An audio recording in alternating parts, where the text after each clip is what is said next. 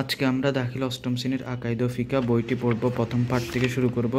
প্রথমে রয়েছে আকাইদের স্বরূপ, আকাইদের ধারণা ও গুরুত্ব। আকাইদ শব্দটি আরবি, এটি বহুবচন একবচন আকিদা। এর অর্থ বন্ধনসমূহ বিশ্বাসমালা, যে দৃঢ় বিশ্বাস ও প্রত্যয়ের ভিত্তিতে মানুষের চিন্তা চেতনা পরিচালিত হয় এবং কর্মসমূহ সম্পাদনের পথ ও পদ্ধতি বৈধতা লাভ করে, তাকে আকিদা বলে।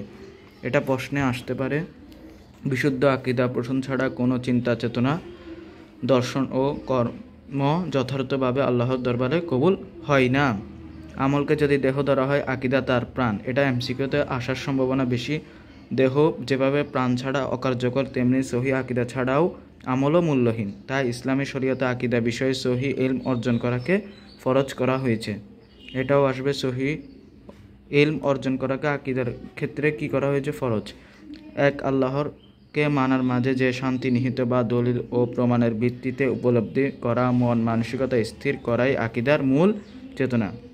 প্রিয় নবী মুহাম্মদ সাল্লাল্লাহু আলাইহি সাল্লামের উপর ঈমানের স্বরূপ পরিসর, তার শান ও মান, অনীত জীবন ব্যবস্থা, ফেরেশতা, অন্যান্য নবী রাসূল, আসমানি গ্রন্থসমূহ ও আখিরাত সহ মানব জীবনের চলার পথ,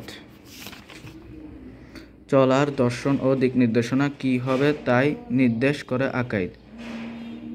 সন্দেহাতীতভাবে যে বিষয় জ্ঞান অর্জন করা প্রত্যেক মুসলমানের উপর ফরজ। হযরত জুনদুব ইবনে আবদুল্লাহ বলেন,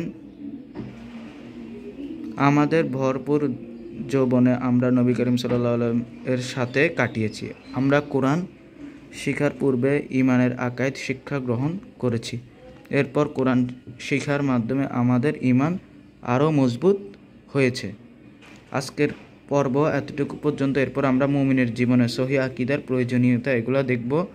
এরপরে এমসিকিউগুলো সমাধান করব। এখানে প্লেলিস্ট আকারে সব কিছু দেওয়া থাকবে, প্লেলিস্ট করে তোমরা পর্ব বাই পর্ব আকারে সবগুলো ভিডিও দেখতে পারবে।